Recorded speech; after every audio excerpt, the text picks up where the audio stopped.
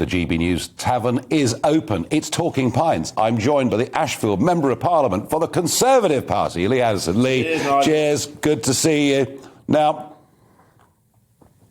I was regularly voted the worst MEP in Brussels. I was absolutely Greenpeace's villain of the year several times, but I think you've outdone me. The Daily Mirror's worst man in Britain 2021. Congratulations. Oh, cheers to that. I'm very, very proud to see you. You know what? It was a tough act to follow. But when I found out about the award, the first thing I did was ring my parents and my family. They were so proud of me. I'm the first ever member of our family to be given an award like that. So I'd like to thank my family, my staff, friends at GBNews for promoting me whenever they can. I'm absolutely delighted. And I've just told a friend that I'm going hell for leather to try and make it 2 in a row. Oh, I think you're going to have no trouble at all, I promise you. Yeah.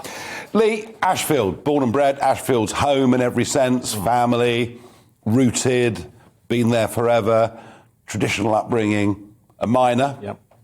Yep, coal miner. I always say, Nigel, that I was brought up on a strict diet of Scargill, Skinner and Tony Benn. That's what you listened to in the 70s and 80s when I grew up. So it only followed that my dad was a miner. I followed my dad's and my granddad's into the pits. And it only followed that I was going to vote Labour and be a Labour supporter. And I joined the Labour Party when I was 16 the first time. So that was sort of in our DNA. But fast forward 40-odd years and I find myself working for a Labour MP. Who is now, of course... is the excellent presenter on GB News. And Gloria De Piero, I was working for Gloria. I know. We're very good friends, but politically we're probably poles apart. But as well, working for Gloria and getting close to the Labour Party and have that close relationship with the Labour Party, I actually found out it wasn't the party for me. And I always remember that I was in a Labour group meeting as a Labour councillor about 5 or 6 years, no, 3 or 4 years ago, 2018. In February, and one of the Momentum members said to me, have you ever read the works of Karl Marx? And I says, well, funnily enough, I haven't. He says, well, off then and join the Tory party. I thought, you know what, that's not a bad idea. So I joined the Tory party, and 18 months later, I was his MP. So was it Corbynism that drove you out of the It was lots of Party? things. I mean, to be honest with you, Nigel, being in the Labour Party, for me, was an abusive relationship. And then, there was the Brexit thing, there was Corbyn. You have to realise, Nigel, that when you wake up one morning and you think to yourself, I'm in the same party as Corbyn, John McDonnell, Thornbury, Diane Abbott, you think to yourself, my goodness, what am I doing with myself? Just chuck that into the mix with the local Labour Party, who were absolutely nuts at the time. These were people that were wanting to sign Book of Condolences for Fidel Castro when he died. This is how crazy they were, Soon to fly the flag of Palestine and the Union Jack. Yeah. And we've seen that at Labour conferences in Corbyn's time. And your local community, I mean, I'm sure some people understood, because I've campaigned in Ashfield, big Brexit area and a very patriotic part of the country and all of that. But you must still get a bit of abuse from people that you somehow sort of betrayed the tribe. I do. I get a little bit. To be honest, when I first... The actual decision to do what I did wasn't that difficult, but the actual physical action of doing it, phoning my boss up, telling people I'd walk the floor, if you like, that was quite difficult. My family, got family who's Labour Party members. One of my sons was really upset. He's a Corbyn fan. The other one, he didn't give a toss, really, but... You know what? Just 18 months later, a lot of those people that were very dubious about me doing that, they voted for me at a general election. So I've sort of made that same journey. It's great. Lee Anderson, Labour Party activist, former miner, becomes a Conservative Member of Parliament, and you're there with the old Etonians and the Bullingdon Club and the Oxbridge set. Are you a bit of a fish out of water? I thought I would be. I was a bit dubious because I'd never been to the Palace of Westminster before I was elected. And I got there, and you see these characters like your Rees-Moggs, your Boris's, your Priti Patels, and all these characters you've only ever seen on TV. But I tell you what, when I walked in that tea room on the first day, they all made me feel incredibly welcome. And I feel like I'm at home. I've got that camaraderie that I had when I worked down the pits, and that might sound difficult to believe, but we really are like a band of brothers. It's great. We've had a difficult time over the past few months, but, we really are good comrades. Yeah, I mean, I'm sure they did welcome you on day one. Yeah. But now we're a couple of years in. Yeah. And what we've learned is that Lee Anderson doesn't do what he's told. Lee Anderson does what he thinks is right. Yeah. And you've taken some quite strong stands, haven't you? I mean, in particular, let's have a look at Lee talking about lockdowns and face. Tell me about this, Nigel. That's all right. Unlike the opposition, the Prime Minister has got all the big decisions right through the pandemic. But will he agree with me that we should never return to a full lockdown and any isolation should be targeted? It should be the clinically vulnerable, the elderly and the Labour front bench. I played it because I loved it. And I thought, isn't it interesting? Here's somebody in the Commons getting up. He's not scripted. He's just doing it, you know, and I loved it. No, the point I was making was you were quite critical, actually. Yes, I see myself really being that red to blue Tory MP, if you like. When some of our colleagues have a go at the opposition, it's not as effective as me, because I've been there. I've been part of the Labour Party. I've been part of that Labour family. I've seen what they get up to. So when I get up, they look at me and they put their heads down, they roll their eyes, they groan, because they know what's coming. It's going to be something that reveals their hypocrisy most of the time. There's a lot of hypocrisy in the Labour Party, and you know, I'm not saying I'm a bitter man. I'm not. It's just that I've been on that journey. I've seen what they get up to, and you know, the thought of a Labour government frightens me to death. Yeah, but you've also clashed a bit with the government on net zero. And, you know, don't turn your dishwasher on too often and all the rest of it. We're going to... And what we're going to do, Lee, is we're going to save the world. Do you know how? We're not going to produce any of our own gas, none of our own coal, none of our own oil. We won't manufacture any steel. We won't do any heavy engineering. Yeah. We'll export it all. Yeah. And then they produce the CO2, not us, and we've saved the planet. See, fossil fuels, coal, whatever, it's in my DNA, it's in my blood. It's where I started after leaving school. It's where my dad and my great-granddads worked. So I'm sort of from an area that gets it, you know. If we went and lived in caves tomorrow, Nigel, and switched all the lights off and stopped our factories, our cars, everything, it wouldn't make a blind bit of difference. You know, it's a world problem.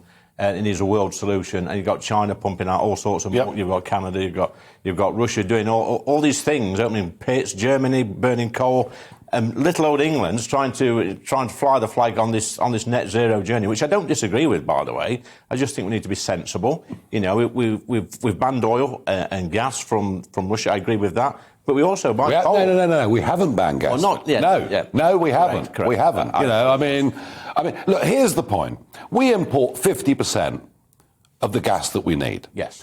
And the more we become the Saudi Arabia of wind, to quote Boris, the more gas we need for when the wind doesn't blow. We need the stuff. Yes, we do. So we may as well produce it here. You know, that Bowland Reserve across Lancashire, bits of Cumbria, right across to Yorkshire, you know as well as I do. Yeah. That would provide tens of thousands of well-paid jobs. Wouldn't that really be levelling up? It would be levelling up, and it's interesting that today, during the statement by the Bayes Secretary of State, Kwasi, that there was a slight change in tone on fracking, and I mentioned a bit about coal mining as well, because we are importing coal from Russia. 4.5 million tonnes a year. Yeah, metallurgical coal we're importing, which is used to make steel. So there is a change in tone, and I think it's, you know, with the pandemic and now the war in Ukraine, that's sort of forcing government's hand. I welcome that, actually. I think we should be self-sufficient. And as you said earlier, we should be selling gas to the rest of Europe. We should be exporting. Yeah, create jobs, make money, tax it, get income for the treasury. No, I feel very strongly about it. I'm guessing that one of the most difficult things for you coming up in the next couple of years, coming from a community where average incomes are nothing like they are in Surrey, True, or Cheshire, True. And even before Ukraine, we saw inflation. Yeah, that monster that had gone away all those years ago. Now, with what we're seeing, the cost of living crisis for your constituents, you know, working families, is going to be a nightmare, isn't it? Yeah, and I say this all the time, Nigel. You know, you can forget the pandemic. Well, you can't forget the pandemic, but, you know, the furlough scheme, you know, the business support grants, all the financial help that the government targeted at communities like mine, which saved hundreds and not thousands of jobs. We've had Brexit. We've now got the war in Ukraine. But the one thing that will define us as a government, as a party, is how much money people's got in their pockets at the end of the week. It's the pound in the pocket. And if they don't think they've got as much money as they had 5 years ago, they feel worse off or they're struggling, then they may punish us. It's going to be tough, isn't it? Yeah. It's going to be tough. So tell me, what's the best moment been? Conservative Member of Parliament. What's the best bit been? Was it day one walking in, or? I think the best part for me is when, walking into that chamber the first time, because I'd never seen it, and also when you swear in and you swear that allegiance to to Queen and Country. That's quite a moving part when you've got the Bible there, you've got your little speech, and you walk past. It's real, isn't it? Yeah, it's really. You think, my goodness, this is like imposter syndrome. What the heck am I doing here? Just 18 months ago, I was a Labour Party member, working in an office. I'd worked out Pitt for a lot of my life, and never expected to be a member of Parliament. But I'm there. I think I deserve to be there. I'm a real person. I'm from the place I represent, and when I get in that chamber, I try and talk like me. It was a bloke in a pub in Ashfield or out on the streets talking to people, and I try and speak like Ashfield folk do, and I think I do. When you go back home, are you still the same person? Yes. Yes. Are you sure? What I try to do, Nigel, is when I go back home, I make a point of going into the local pub, walking down the high street. I walk back from the station, talk to people, pop into shops, go into the cafes. I go to the local pond where some of my old mates fish. You get some real opinions, some real people. Because this is a bubble, let's be honest. It is a bubble. And I need people to give me a bit of a, telling off. I need people to tell it straight. And folk in Ashfield are pretty straight talking. And when I get back, they give it to me, both barrels. Is Boris going to survive now? I think he's going to survive, yeah. I think he is. I think he's a visionary. I think his problems have been, Nigel, he's had a poor team around him. And he sort of sorted that out. We're getting a lot more say now. I think the backbenchers are going to be more involved in policy, which is good. Got red wall MPs now, people who've come from different backgrounds, people like me, people who've had real jobs, not been to Eton, not been to private. Oh, he sounds like Labour now, doesn't he? Hey, if I got the money, I'd send my kids to private school, and most working class people would, obviously. No, of course. I've never had the money. No, of course. Well, Lee, I have to say that, we do agree on quite a few things. Yeah. I'm sure we disagree on quite a few things. But you are a bit of a breath of fresh air in Westminster politics, and you're part of the change that I saw. When I led UKIP, I could see Labour voters suddenly realising Labour didn't represent those old patriotic values, those old decent things. And so I sort of, in a way, like to half think that I helped create a catalyst that has led to this great change. And I've met lots of you from the Red Wall, and you're very, very different people. Yeah. I think so, Nigel. And you know what, without you, I don't want to blow your own trumpet, but you led the Brexit charge, if you like, over the past 20 years. Yeah, and we've got without you, I wouldn't be sat here today. No, well, we've got there. Listen, thank you for joining me on Talking Pints. Superb. Cheers, Nigel. That was Lee Anderson.